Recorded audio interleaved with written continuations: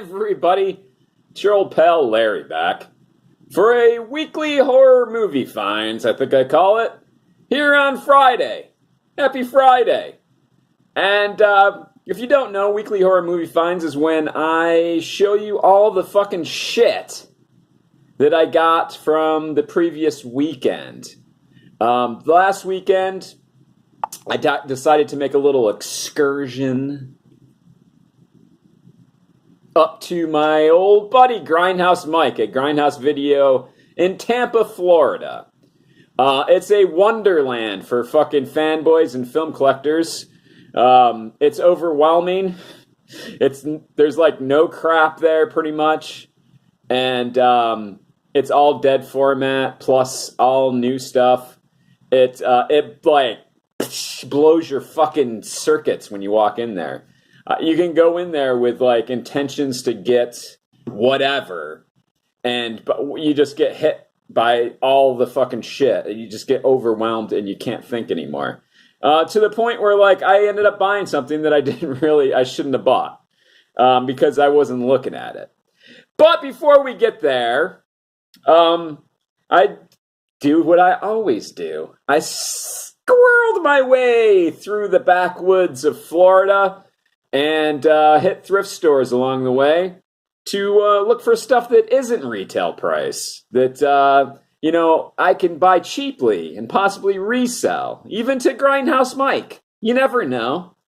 So it was meager results. Woo! Fuck remakes, everybody. To you and yours. But I did find a few things on the way. I found a paperback. You may know that I collect leisure publications, leisure fiction. This is a Brian Keene joint. The Conqueror Worms. Definitely don't have this one. Cool ass fucking cover. 50 Cent, Anytime I find leisure books that I'm fairly sure I don't have, I'm going to buy them, because they're teats up now. There's no more leisure books, and I used to read the fuck out of them back in the day. You could pretty much grab any leisure book, and it would be gold, pretty much. They were all good authors. Here's another one, Weird Tales, a collection of stories from the Weird Tales magazine. Look at that fucking artwork. This was only $1, and it's got like, Weird Tales magazine's like a short story magazine, pretty much. And this is like a collection of stuff that appeared in there, and it goes way back. Shit, I don't even know. I should have fucking looked that up, huh? But this goes for a little bit of money, more than $1 that I got it for. But, there's like H.P. Lovecraft, Robert Bloch's on here, C. Thomas Howell, C. Hall Thompson, Isaac Asimov is on here, bunch of people you don't fucking know, or at least I don't. Richard Matheson, he's got a fucking story in here. It's got a little tear. It could be in better shape, the dust cover. But overall, nice. I think this was published in the 80s, so it's kind of old, actually. Now. 80s is old now. As an old guy, coming to terms with that. Yeah, 88. I graduated high school. That's old as shit. I'm gonna die. I'm dying any day now. The quickening has begun. Any second, I could fucking go lights out. This I got, Resurrection with Christopher Lambert, from the director of Highlander. Never heard of it, but the cool part about this is the fucking, would you call it embossed if it's fucking sunken? I guess so. The embossed fucking cover on this of the fucking killer looks fucking cool. I got this for 25 cents. And, it's worth a fucking watch anyway. But I've never seen a copy of this before with the fucking embossed cover like that. Am I touching it? Feels like I'm touching it. There's two spots right there, the eye and the mouth. And cool, you know. Jack Frost, also a quarter. I definitely have this. I've never scored the lenticular cover, which I've always wanted. I could have got it at Grindhouse Video after I found this. I could have got it at Grindhouse Video. I think he charges like $20 for it. And I'm just like, you know, I'll find it someday. On my own, without paying retail. But, you know, it's still partially shrink-wrapped in really good fucking shape. And, you know, these tapes aren't getting any... This is a rescue. I rescued it. I'll keep the one that that's in better condition. I'm assuming this one, because it's, like, brand new. And then I'll trade in or sell the one that I already have. These are getting harder and harder to find. I grab these anytime I come across them. A fucking head cleaner for the old VCR. And it's a wet one. I don't use the dry because I've heard they're fucking damaging. Still got fluid. Can you hear that? It sounds squishy, like sex or something. But, I mean, this was 50 cents. Don't ignore all this. This was 50 cents. And like I said, any time that I fucking come across that shit, snagging it. So we got Grindhouse Video. The whole purpose of me going to Grindhouse Video was to pick up this little honey. I knew from his website that he had one copy left. It's the Code Red release of Soul Survivor. Now, I fucking watched Soul Survivor like a couple weeks ago for the first time on Betamax. I've had the Betamax for probably a year or more, maybe a couple of years. And finally started digging into my Betamax and watching them, and fucking was blown the fuck away by this movie. The fact that nobody talks about this movie is a fucking travesty. 1981, I believe it was. So influential on so many films, from fucking Final Destination to It Follows. Creepy, brooding. It's got an amazing fucking soundtrack. Super. And my theory is the only reason we don't know about this fucking movie is because of the fucking misleading, shitty fucking artwork. For years, I thought this was a fucking sci-fi movie. It's not. Not even close. It's cool, man. It's really fucking cool. If you haven't fucking seen this, go fucking get it. It's on Code Red, which I fucking hate. I had to sacrifice and spend $30 on this fucking piece, by the way. Fucking Code Red, $30. Fucking no fucking frills. Kinda good transfer, not great audio. Fucking typical Code Red hacky job. And the owner's a D-bag, like big time. Fucking follow them on fucking Facebook and watch his comments. If anybody says anything like negative or constructive criticism, he'll fucking lose his shit like a fucking 4-year-old man-child and fucking start calling, like, attacking his fans and stuff. He's a real fucking douchebag. But I had to do it, man. That's how much I fucking love this movie. I fucking loved it. Loved it. Like, I'm gonna make my own fucking t-shirt of that shit and make it better, because the artwork, if we could fucking just redo the artwork. Hey, Code Red, they dickheads at Code Red, Banana Man. Can you fucking, how about a little commissioned fucking artwork that's worthy of this fucking movie? Now, you can't be bothered. You're too busy calling your fucking followers and your fans fucking dickheads or something. Also, I had to get another Code Red. I've always wanted to see this, Messiah of Evil. It turns out I already have it on a fucking multi-pack, crappy fucking resolution, you know, like shit-tacular fucking copy of it. This was $20, used. It's out of print, I guess. You can still get the Blu-ray, but not the DVD. And, you know, like, I wanted to see it for the first time because I've heard so many good things about it. I wanted to see it on a good transfer, not the fucking shitty one that I have. So, I forgot to mention, when I went to Grindhouse Video, I had sacks of trade-ins, like $100 worth of trade-ins he gave me. All mostly VHS, a couple DVDs in there. So, like, my goal is, if I could get past the hoarding aspect of my fucking psyche, my goal is to fucking pare down my collection by trading in a lot of stuff that's, like I have duplicates of, or fucking isn't, like lower end releases of stuff, and trading that in and just getting high end shit. And through Grindhouse Video, hopefully, eventually I'll be able to do that.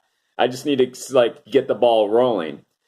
Just get like have like a smaller collection of just like really good fucking shit. That's my goal eventually. But I'm also not the collector asshole that you fucking see in these fucking tape groups on Facebook who are fucking snobby and fucking, I would never buy this on VHS. Well, I fucking want to watch the movie, dickheads. Like, I'll watch the fucking movie, and then if it's not worth it, I'll fucking trade it in. Everybody just needs to calm the fuck down with their fucking collecting shit, man. Those guys are dickheads. I belong to like 2 VHS groups out of like maybe original like 20 of them, and just trolls and fucking snobby assholes, and fucking I'm out. Like, I read like one comment that doesn't get fucking flagged by a fucking admin, that's a fucking somebody being a dickhead to somebody new or something, I'm gone. Fuck you. That brings us to the thing that I got, that I was so fucking drunk. Pardon.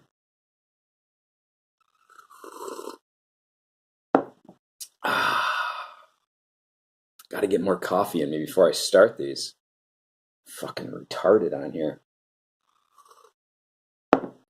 I was junk drunk. It was so overwhelming. It's so overwhelming at Grindhouse Video that like you fucking like lose it. And I grabbed this.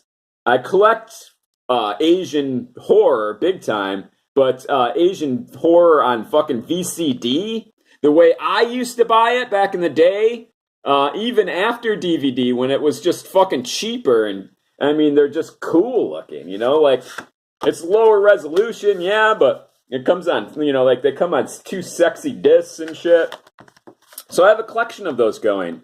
I found this one. I hadn't seen it before. Definitely don't own it. I snagged it. It was $10.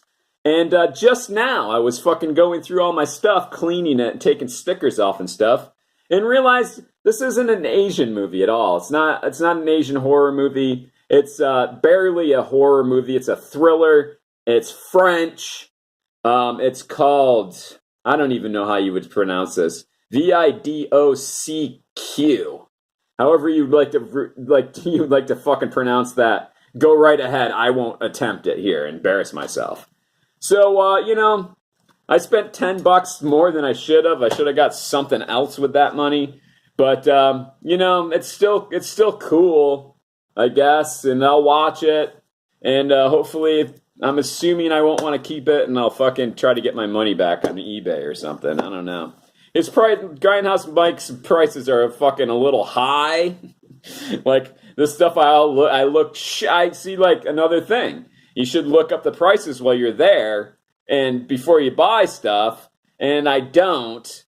And fucking I get home and look it up after the fact, and I'm like, wow, that's a little bit high, Mike. That's a little bit high. It was like, $5 to $10 more than fucking the lowest it's sold for on eBay or whatever, So, you gotta I blame myself. He's trying to make a buck, and I get overwhelmed and don't think. But look at this fucker. This is one of the high-end bitches that I fucking got now. This was $30. Like, you can get it on eBay between, like, I would say, like, 15 and 30. Somewhere around there. So I paid a little too much for it, for sure. I would say probably on average, 20 to 30. Like, we'll give them with shipping and stuff. You got to count shipping. I didn't pay shipping on this.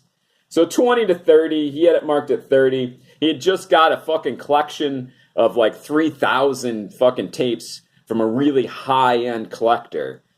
So he was like fucking going crazy. I got there at a perfect time to get a couple high-end things for my $100 worth of trade-ins.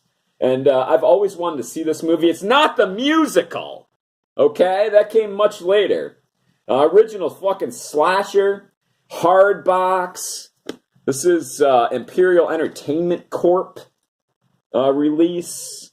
Really nice condition. Really fucking cool. I had to grab it for $30. I've never seen the movie, but I've only heard good things. It's an early fucking slasher from Canada, I think. I'm not sure about that, but you know. So there was that. That was $30. And then this, like, I saw this and I had to fucking get it. I posted a little teaser of it last weekend on fucking Instagram. But check this out. Bay of Blood. Mario Bava's Bay of Blood. The Gorgon fucking clamshell release. Yeah! This is the teaser that I posted. This little fucking Gorgon with the warning there. I mean, look at this fucking artwork. If you don't know, I mean, it's definitely original clamshell. It's got the MPI seal on it. I'm debating now. This is clearly an ex-rental here. If I could fucking... Yeah, there you are. Somebody they put a rental fucking scan sticker over this. And I'm really debating, like, if I'm going to try to get that off or not. Because this is metallic, like a metallic label, but this is paper, so, like, this will absorb, like, Goo Gone before this does, I think. And, like... I don't know. It's fucking risky. I don't know if I have the nuts to do it. I spent $50 of my trade-in money on this. This was a $50 tape. That's, you know, it's about what it's worth. You know, you can get it cheaper, I think, but you know, I don't know if you can without shipping. So, awesome. Seminal fucking giallo. Sean Cunningham pretty much copied kills. Like, fucking stroke for stroke out of this for Friday the 13th. If there wasn't this movie, there probably wouldn't be the slashers that you know now. Super fucking influential. As everything Mario Bava did. The hands down, the most influential horror director is Mario Bava. Because he affected, like, sci-fi horror. He fucking, like, you could say that he started sci-fi. Well, no, you can't say that. But, like, he really started with Planet of the Vampires. He really took it to another level. And then this, as far as slashers go, he's got some old school fucking creature features. He goes the fucking gambit. Definitely the most influential. Second would be Wes Craven, in my opinion. But definitely... if you're going fucking, like, starting fucking subgenres, Mario Bava's the dude. But, like, look at that. This is what I've always wanted to fucking do with my collection as it stands now. Trade up and just get, you know, a bunch of stuff like this and keep it in a fucking glass case somewhere. I'm a fiend. I'm sorry, I'm a fiend. Well, that's it, children. Thanks for stopping by. I'm having problems with my figuring out, like, the resolution of my fucking videos. I stream them. It's for Roku. I stream them fine here. I'm getting reports that other people are having difficulties with the buffering and shit. So I'm trying a bunch of different stuff. If it looks like shit, I apologize. You'll still be able to watch it. But I'm trying. I'm trying to figure it out. We'll get there. I'm experimenting and figuring out different things, talking to support, and we'll get there, like I said. So thanks, everybody, again, for stopping by. I'm Larry Talbot, your fucking evil host for Weekly Horror Movie Finds and the owner of Monster Movie App at monstermovieapp.com. Have a good weekend, and until I see you again, get the fuck out of my house, you dickhead. Bye.